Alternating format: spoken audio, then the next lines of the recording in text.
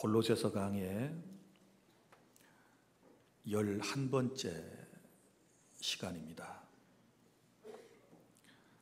지난 주일에는 주 안에서 새 사람이 된 우리는 죽어야 할 것과 버려야 할 것이 있다라고 하는 말씀을 여러분에게 드렸습니다. 오늘은 우리가 구체적으로 실천해야 할 말씀들에 대하여 설명을 해드리도록 하겠습니다.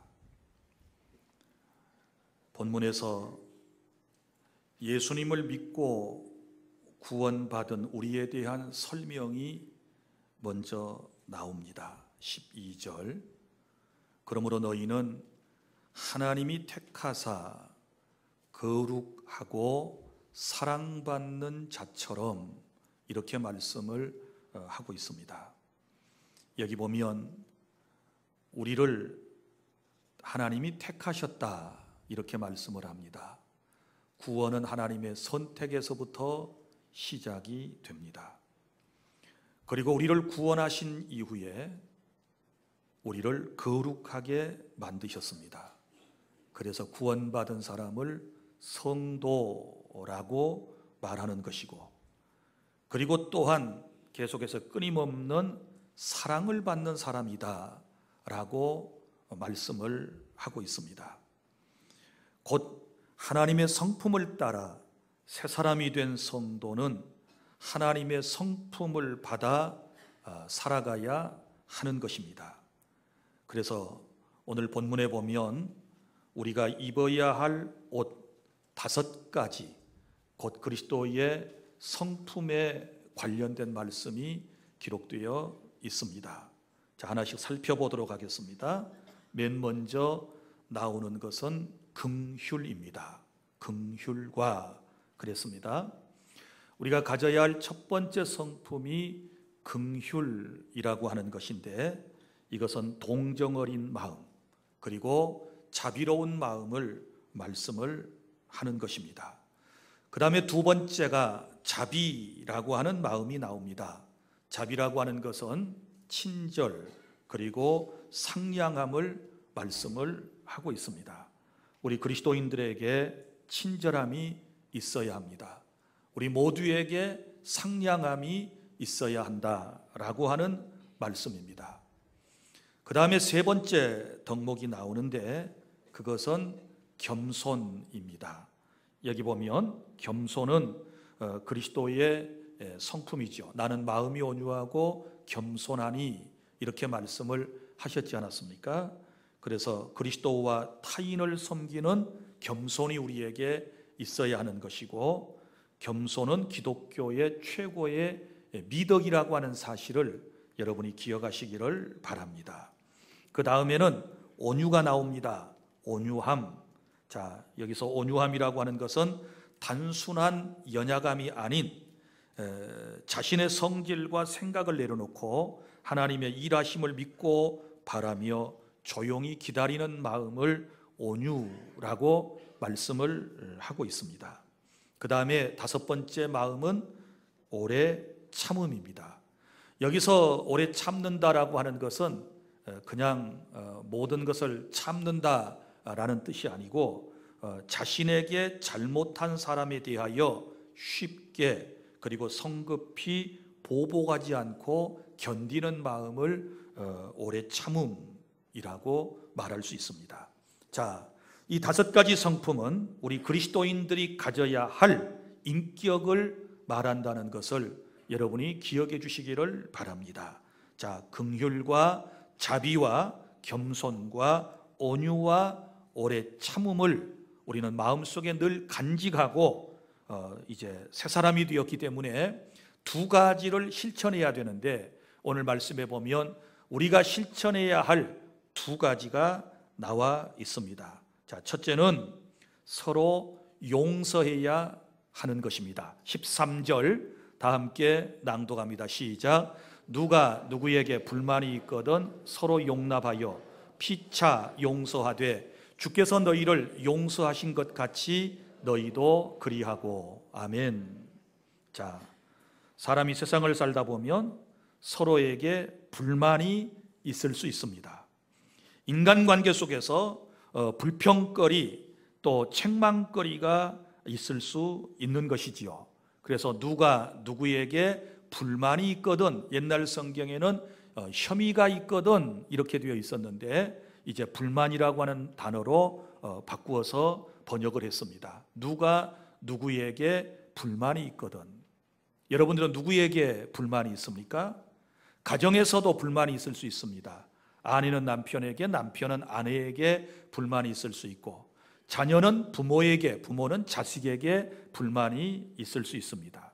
형제 간에도 서로 불만이 있을 수 있습니다. 뿐만 아니라 직장에서도 마찬가지입니다. 윗분에게 불만이 있을 수 있고, 또 아랫사람에게 불만이 있을 수 있고, 또 동료들 사이에도 불만이 있을 수 있습니다. 사람이 모인 곳에는 어디나 불만이 있고, 그리고 불평거리가 늘 있을 수 있다라고 하는 것을 알고 세상을 사셔야 합니다. 교회 생활도 마찬가지입니다. 교회 생활에 만족한 사람이 어디 있겠습니까? 여러분이 전체적으로 다 만족할 수 있겠습니까? 어떤 부분은 만족하지만 어떤 부분에는 교회 생활에 있어서 또 불만족스러운 것들도 있을 수가 있거든요. 그러면 우리의 마음속에 이런 불만이 있을 때 이걸 어떻게 해결하라고 주님이 말씀을 하십니까? 여기 그 다음에 나오는 말씀, 서로 용납하여, 이렇게 말씀을 합니다. 서로 용납하라고 하는 말은 무슨 의미가 있을까요? 이 용납이라고 하는 말은 있는 그대로를 받아들여라 라고 하는 뜻입니다. 그러니까 관용적인 태도를 가져야 하는 것입니다.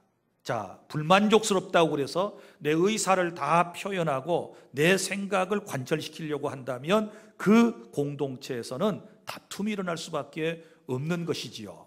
그러니까 상대방을 서로 있는 그대로 용납하라고 주님께서 우리에게 말씀을 하셨습니다. 그리고 여기 문구를 보십시오. 누가 누구에게, 그리고 서로, 그 다음에 피차, 이런 표현이 나오는 걸 보면 서로 모두에게 책임이 있다라고 하는 것을 말씀하는 것입니다. 어느 한쪽에만 문제가 있는 것이 아니고 나에게도 상대에게도 모두가 다 문제가 있다, 불만이 있을 수 있다라고 하는 것입니다. 자, 그러면 이제 있는 그대로를 용납하고 그 다음에는 어떻게 해야 됩니까? 피차 용서하라, 이렇게 말씀을 하셨습니다. 피차가 용서해라, 이 말은 피차가 잘못한 것이 있다 그 말입니다. 피차가 부족한 것이 있다라고 하는 의미를 가지고 있습니다. 자, 그러면 우리가 피차 용서해야 할 이유가 어디 있습니까? 왜 우리가 피차 불만스러운 것을 용납하고 우리가 용서를 해야 되는가? 그 뒤에 나오죠. 주께서 너희를 용서하신 것 같이 너희도 그리하고. 아멘. 너무너무 중요한 말씀입니다. 주님께서 너희를 용서하신 것 같이 너희도 그렇게 해야 된다라고 말씀을 하셨습니다. 마태복음 18장 21절부터 35절 말씀에 이런 내용이 나옵니다. 어느 날 베드로가 예수님께 질문을 했습니다. 주님, 형제가 나한테 잘못을 하면 내가 몇 번 정도 용서해 주어야 할까요? 라고 질문을 했습니다. 그때 예수님께서 이런 대답을 하셨습니다. 70번씩 7번씩이라도 해라. 70번씩 7번씩이라도 용서하여라 라고 말씀을 하고 있는데, 이게 문자적으로 우리가 해석을 하면 490번이지 않습니까? 그럼 490번 용서하라는 뜻이겠습니까? 그렇지 않습니다. 여기서 70번씩 7번이라고 하는 말은 완전한 용서를 말하고 있는 것입니다. 이스라엘 사람들은 7을 완전한 숫자로 생각을 하고 있었습니다. 그래서 성경에 보면 이 7이라고 하는 단어들이 참 많이 나오지요. 초대교회사에도 보면 요한계시록에 소아시아의 7교회, 7교회가 나오지요. 7금촛대, 7교회의 사자, 이렇게 기록이 되어 있습니다. 이스라엘 사람들에게서 7이라고 하는 숫자는 특별한 숫자였습니다. 어떻게 해서 7이 나왔을까요? 3 더하기 4입니다. 3은 하나님의 숫자를 의미합니다. 성부와 성자와 성령. 그리고 4는 이 땅에 살아가는 사람의 완전한 숫자를 4로 그 사람들은 생각을 했습니다. 그래서 7이라고 하는 완벽한 숫자를 생각하게 되었고, 이러한 기독교의 문화가 이제 미국으로 혹은 뭐 영국 등으로 건너가서 럭키 세븐이라고 하는 말이 생겨나기도 했습니다. 7이라고 하는 숫자는 완전한, 완벽한, 가장 좋은 이런 개념을 가지고 사용이 되었던 것입니다. 그러니까 예수님께서 70번씩 7번이라도 용서하라 라고 하는 말은 완전히 끝까지 용서해라 라고 하는 그런 의미를 담고 있고, 예수님께서 이 말씀을 하시면서 제자들에게 아주 중요한 이야기를 들려주셨습니다. 그 얘기가 어떤 얘기인가 하면, 어떤 한 사람이 어떤 임금에게 1만 달란트의 빚을 졌다고 했습니다. 그럼 1만 달란트는 무엇일까요? 여기서 이 달란트는 로마의 무게를 의미하는 것입니다. 무게를 이제 의미하는데, 자, 1달란트는 600데나리온을 1달란트라고 그래요. 그리고 1만 달란트면 6천만 데나리온이 되는 것이지요. 그리고 1데나리온은 당시 노동자들의 하루 품삯을 1데나리온이라 이렇게 얘기를 했어요. 그러니까 쉽게 얘기하면 오늘날 환화로 환산을 하게 되면 1만 달란트의 가치는 약 6조 원 정도가 될 것입니다. 자, 그러면 이 사람이 1만 달란트의 빚을 졌는데, 이 빚을 다 갚으려면 하루에 1천만 원씩을 갚아도 200년을 갚아야 할 그런 엄청난 빚을 지게 된 것입니다. 갚을 능력이 있을까요? 없을까요? 없지요. 여러분, 빚을 지고 살 정도의 사람인데 어떻게 빚 갚을 능력이 있습니까? 빚 갚을 능력이 있으면 빚을 안 졌겠지요. 그런데 자, 도무지 그럴 능력이 없어요. 주인이 이렇게 말했습니다. 내 몸과 네 아내와 자식과 모든 재산을 다 팔아서 갚아라, 이렇게 말을 했습니다. 자, 이 사람은 갚을 능력이 없으니까 어떻게 해야 되겠습니까? 주인에게 사정할 수밖에 없는 것이지요. 그래서 채주에게 사정을 했더니 이분이 다행히도 얼마나 자비로운 분이었는지 모두 다 그 빚을 탕감해 주었습니다. 소위 1만 달란트 하나로 6조억이 되는 이 빚을 다 탕감을 해주게 되었던 것입니다. 그러니 탕감을 받은 이분은 얼마나 마음이 기뻤겠어요? 너무너무 행복했지요. 그래서 자기 집으로 막 뛰어갑니다. 자, 뛰어가다가 한 집에 들렸습니다. 그 집은 어떤 집이냐? 이 탕감을 받은 사람에게 100데나리온, 지금으로 말하면 약 1,000만 원 정도의 빚을 진 사람입니다. 그 사람에게 가서 얘기했습니다. 당신 빨리 빚을 갚으시오. 그러니까 이분도 뭐라고 그래요? 아이고, 제가 빚을 갚을 능력이 없는데요. 그랬더니 이런 지하에 이 사람을 관과에 소송을 내가지고 감옥에다 가둬버리게 된 거예요. 이런 사람이 어디 있습니까? 자, 이 얘기가 임금에게 전해졌습니다. 이 이야기를 들은 임금이 얼마나 노했겠습니까? 아니, 그래, 그런 나쁜 놈이 다 있어. 나는 저에게 1만 달란트 6조 원이나 되는 돈을 안 받겠다고 탕감을 시켜줬는데 고작 자기에게 1,000만 원 100데나리온 빚진 사람을 감옥에다 가둬? 그래서 그 사람을 불렀습니다. 그리고 난 다음에 호된 꾸중을 하고 탕감했던 것을 무효시켜버리고, 그리고 이 사람을 옥에다 가두게 되었다 라고 하는 말씀을 예수님께서 제자들에게 들려주신 것입니다. 이게 무슨 얘기일까요? 우리 인생은 다 1만 달란트보다도 더 엄청난 죄를 하나님께로부터 탕감을 받았어요. 용서를 받았다는 사실을 믿으시기를 바랍니다. 그런데 우리는 그런 엄청난 용서를 받았음에도 불구하고 어떤 사람이 내게 잘못했을 때 아주 소소한 사소한 그런 잘못을 했는데 그것을 용서하지 못하고 보복을 하게 된다면 우리 하나님께서 기뻐하시겠습니까? 그래서 주께서 너희를 용서하신 것 같이 너희도 그리하라. 이렇게 말씀을 하신 것입니다. 사실 여러분, 세상을 살다 보면 누군가를 용서한다는 것, 내게 잘못한 일을 용서한다는 것이 결코 쉬운 게 아니지요. 굉장히 어려운 것입니다. 그런데 용서는요, 용서를 경험한 사람만이 또 다른 사람을 우리가 용서할 수 있습니다. 용서를 경험한 사람이 또 다른 사람을 용서할 수 있다. 이해를 돕기 위해서 제가 그 유명한 빅톨 위고가 쓴 소설 레미제라블이라고 하는 소설의 내용을 잠깐 설명을 해드리도록 하겠습니다. 자, 주인공이 누구입니까? 장발장입니다. 자, 이 장발장이 어려서 너무 배가 고파서 빵가게에 가서 빵 하나를 훔쳐먹고 붙잡혀가지고 5년 감옥살이를 하게 되었습니다. 자, 감옥살이를 하다가 탈출을 시도하지요. 탈출을 시도하다 또 붙잡힙니다. 붙잡혀가지고 가중처벌을 받아가지고 무려 19년 동안 빵 하나 훔쳐먹은 그 죄 때문에 옥살이를 했습니다. 그리고 출소를 했습니다. 19년 만에 출소해서 나온 날 어디로 갔습니까? 성당으로 들어가지요. 성당으로 들어가서 은촛대 하나를 훔쳤습니다. 그것을 훔쳐서 이제 팔아서 돈으로 사용하기 위해서.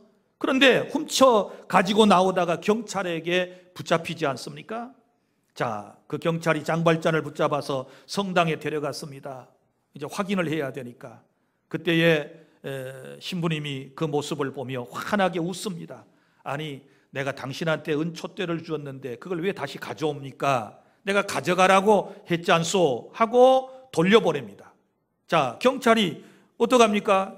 신부님이 그걸 주셨다 그러니까 구속을 못 시키지요. 그리고 할 수 없이 풀어주게 되었던 것입니다. 자, 여기서 이제 장발장이라고 하는 사람은 인생에 놀라운 변화가 일어나게 됩니다.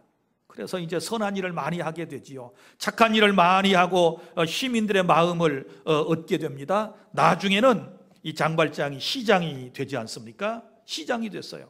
그런데 안타까운 것은 이제 늘 이 장발장의 뒤를 따라다니면서 뒷조사를 하던 형사가 있었어요. 지벨이라고. 이 사람이 계속 이제 따라다니면서 과거에 좋지 않은 이런 이제 경력들을 들춰내게 되니까 할 수 없이 이 장발장이 어떻게 돼요? 이제 피해 다니게 돼요. 도망가는 신세가 된 것입니다. 그러다가 세월이 어느 정도 흘려서 프랑스의 대혁명이 일어나게 되었습니다. 자, 대혁명이 일어나게 되었고 세상이 바뀌게 되고 정권이 바뀌게 되니까 장발장의 추종자들이 장발장을 괴롭혔던 그 지펠이라고 하는 형사를 붙잡아서 끌고 옵니다. 그리고 이 사람을 처단합시다 라고 얘기를 합니다. 그때 장발장이 웃으면서 그 청년들에게 설명을 합니다. 우리 이래서는 안 됩니다. 이분을 용서해야 됩니다. 그리고 청년들을 설득해서 돌려보낸 다음에 이 형사에게 자유를 주게 됩니다. 그때 형사가 질문을 합니다. 아니, 나는 당신에게 정말 나쁜 인간일 텐데 나를 죽여도 당신의 속이 풀리지 아니할 터인데 어떻게 그렇게 나를 용서하고 나를 풀어줘서 살게 만들어줍니까? 이렇게 묻게 되었을 때 장발장이 이렇게 얘기를 합니다. 세상에서 가장 아름답고 위대하고 크고 넓은 것은 사랑입니다. 내가 당신을 사랑하고 그 사랑하기 때문에 용서합니다 라고 얘기하면서 용서를 선언하는 그런 멋진 모습을 볼 수 있어요. 자, 장발장이 어떻게 이런 용서가 가능했을까요? 자기도 용서받은 경험이 있기 때문에 그래요. 우리도 마찬가지입니다. 여러분이 진실로 용서받은 경험이 있으면 여러분에게 잘못한 분들을 여러분이 용서하려고 노력을 해야 될 줄로 믿습니다. 주님께서 우리의 엄청난 죄를 용서하셨습니다. 그렇지 않습니까? 우리는 용서받은 죄인들입니다. 누군가가 나에게 또 잘못을 하면 우리도 그 사람을 나도 용서받았으니 주님께 내 죄도 용서받았으니 마땅히 용서하려고 하는 그런 아름다운 마음을 가져야 하는 것, 이것이 바로 새로운 사람이 가져야 할 마음이라고 하는 것, 실천에 옮겨야 할 여러분 그리스도인의 품성이라고 하는 사실을 꼭 기억해 주시기를 바랍니다. 둘째로 우리가 실천해야 할 것이 있습니다. 그것은 사랑입니다. 14절 다 함께 시작. 이 모든 것 위에 사랑을 더하라. 이는 온전하게 매는 띠니라. 아멘. 자, 여기 이 모든 것 위에다가 사랑을 더하라고 그랬는데 이 모든 것은 무엇을 말할까요? 13절에 나오는 그리스도인이 입어야 할 5가지 덕목을 얘기하지요. 긍휼, 자비, 겸손, 온유, 오래 참음, 그 다음에 용서. 믿습니까? 자, 이 모든 것 위에다가 사랑을 추가해야 긍휼과 자비와 겸손과 온유와 오래 참음이 온전해질 수 있다라고 하는 말씀입니다. 여러분이 아무리 긍휼이 있고 아무리 자비한 마음이 있고 여러분이 겸손하고 온유하고 잘 참아낸다 할지라도 사랑 없으면 아무 소용이 없다는 사실을 기억하시기를 바랍니다. 그래서 로마서 13장 9절부터 10절 사랑은 율법의 완성이라고 말씀을 했고 그리스도인이 가져야 할 최고의 덕목이 바로 사랑이라고 하는 사실을 기억하시기를 바랍니다. 우리 복음성가에 천사의 말을 하는 사람도 사랑 없으면 소용이 없고 심오한 진리 깨달은 자도 울리는 징과 같네. 하나님 말씀 전한다 해도 그 무슨 소용이 있나?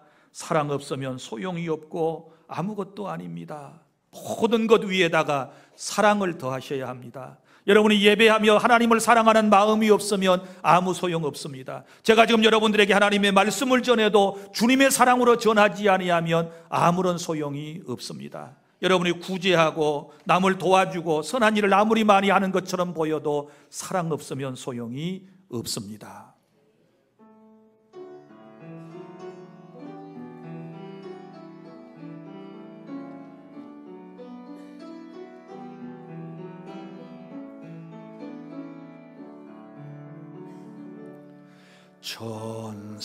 천사의 말을 하는 사람도 사랑 없으면 소용이 없고 심오한 진리 깨달은 자도 울리는 징과 같네. 하나님 말씀 전한다 해도 그 무슨 소용이 있나? 사랑 없으면 소용이 없고 아무것도 아닙니다. 진리를 보고 기뻐합니다. 의뢰와 사심 품지 않으며 모든 건 믿고 바라는 사랑 모든 것 덮어주네.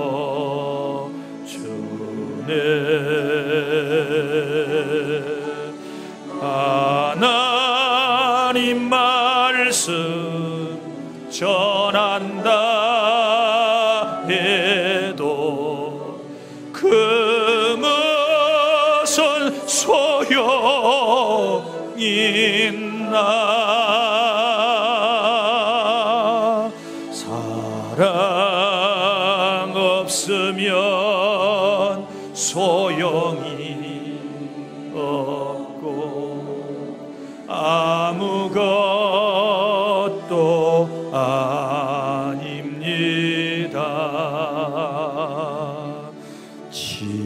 지금은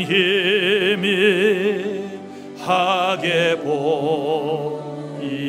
보이나 그때는 주를 맞대고 보리 하나님 나를 알고 계시듯 우리도 주를 알리 하나님 말씀 전한다 해도 그것은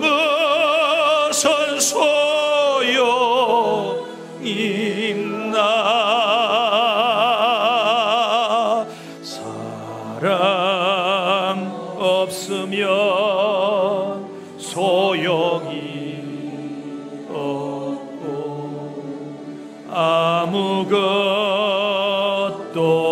아닙니다.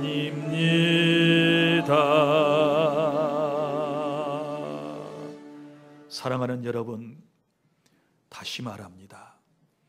우리에게 긍휼한 마음이 있고 자비의 마음이 있고 겸손함이 있고 온유함이 있고 오래 참음이 있고 용서까지 있다 할지라도 사랑을 더하지 아니하면 아무 소용이 없다는 사실을 기억하시기를 바랍니다.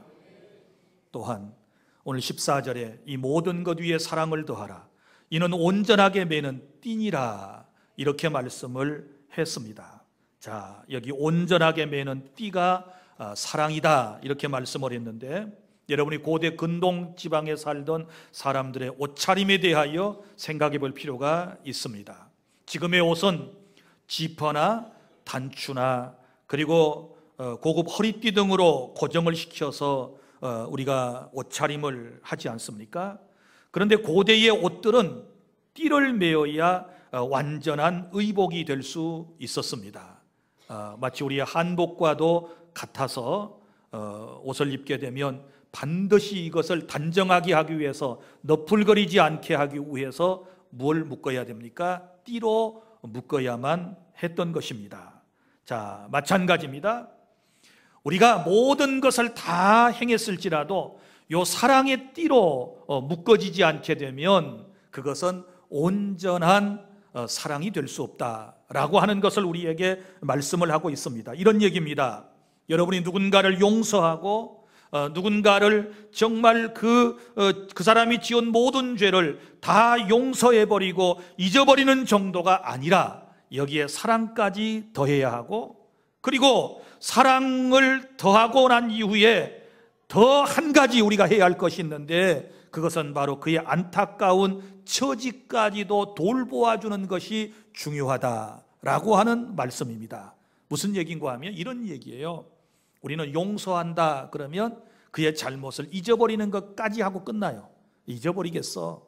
그리고 용서라고 생각합니다. 그러나 그리스도인의 용서는 한 걸음 더 나아가서 어디까지입니까? 내가 용서한 사람이 여전히 어려움 가운데 있어요. 여전히 안타까운 데 있어요. 여전히 짠한 모습으로 살아가요. 그러면 거기서 끝나는 게 아니고 그 사람을 계속해서 돌보아주는 것까지를 뭐라고 얘기하는가 하면 용서와 사랑이라고 그러는 것입니다. 믿습니까? 이해가 잘 안 되십니까? 요셉의 얘기를 해드릴게요. 자, 구약의 요셉이라고 하는 유명한 사람이 있습니다. 형님들에게 미움을 받았습니다. 애굽의 종으로 팔려갔습니다. 팔려간 요셉은 보디발의 집에서 종살이를 했습니다. 열심히 충성을 다하고 그 때문에 그의 가정이 복을 받았음에도 불구하고 보디발의 아내가 모함을 했습니다. 그리고 그를 감옥에 넣었습니다. 감옥에서도 여러 죄수들과 특별히 떡 맡은 관원장, 술 맡은 관원장을 지극정성으로 보살펴 주었습니다. 그런데 안타깝게도 그 사람들조차도 요셉의 이 사랑을 끝까지 간직하지 못했습니다. 자, 모든 사람들에게 다 잊혀지는 존재가 되었습니다. 그런데 그럼에도 불구하고 하나님이 요셉과 함께 해주심으로 이 요셉이 나중에는 이집트, 애굽의 총리가 되었습니다. 그런데 그의 가족들이 살던 가나안 땅, 이스라엘 땅에는 흉년이 들었습니다. 먹고 살기가 힘들었습니다. 그래서 그의 형들이 식량을 구하기 위해서 애굽 땅으로 내려왔습니다. 자, 요셉은 그의 형들을 보고 알 수 있었습니다. 우리 형님들이구나. 그러나 그의 형님들은 요셉이 그 나라의 총리가 되었다는 사실을 알지 못하게 되었습니다. 나중에서 형제들이 서로 알게 됩니다. 자, 알게 되었을 때 형님들이 내가 미워해서, 우리들이 미워해서 죽이려다가 팔았던 그 요셉이 그 나라의 총리가 되었다는 사실을 알게 되었을 때 마음속에 엄청난 두려움을 느끼게 되지 않습니까? 엄청난 두려움을 느끼죠. 왜냐하면 요셉이 충분히 보복할 수 있었거든요. 창세기 50장에 보면 어떤 이야기가 나옵니까? 형들이 요셉 앞에서 사지를 부들부들 떨면서 보복에 대한 두려움을 가지고 있을 때 요셉이 그들을 안심시키지 않습니까? 형님들아, 두려워하지 말아라. 형들이 나를 애굽 땅에 팔았으므로 나를 너무 두려워하지 말아라. 나는 형들 보복하지 않을 거야. 나는 이미 형들의 죄를 다 용서했어. 그러면서 뭐라고 얘기합니까? 형들이 나를 이곳에 팔았을지라도 우리 하나님께서 우리 가족을 구원하라고 저 애굽 땅에서 나를 먼저 이곳에 보냈다는 사실을 나는 알고 있어. 하나님이 나를 먼저 보냈어. 내가 형들에게 보복하지 않아. 형들의 죄를 다 용서해. 그러니 걱정하지 마라. 이렇게 얘기를 하면서 형님들뿐만 아니라 형님들의 자손들, 조카들, 그리고 그 후손까지라도 내가 다 보살펴 줄게. 그러면서 저 가나안 땅에 살고 있던 자기의 가족들 70명을 집단으로 전부 어디로 이주시킵니까? 애굽의 가장 비옥한 땅 고센이라고 하는 땅으로 집단 이주를 시켜서 요셉이 그 형제 자매들을, 가족들을 잘 보살펴 주는 것을 우리가 볼 수 있지 않습니까? 이것을 진정한 용서요, 진정한 사랑이라고 말할 수 있는 것입니다. 형제들의 죄를 용서했을 뿐만 아니라 사랑까지 베풀어서 요셉이 다 가족들을 보살펴주는 이런 모습들을 저와 여러분이 본받아야 될 줄로 믿습니다. 누군가가 나에게 잘못했을 때 내가 다 잊어버리고 용서할게, 이 정도 수준 가지고는 안 돼요. 여러분, 그가 어려움 속에 있으면 그를 여전히 우리가 사랑하는 마음으로 끝까지 보살펴주는 그런 아름다운 마음씨를 저와 여러분이 가지고 실천해야 된다라고 하는 사실을 믿으시기를 바랍니다. 이제 말씀을 맺습니다.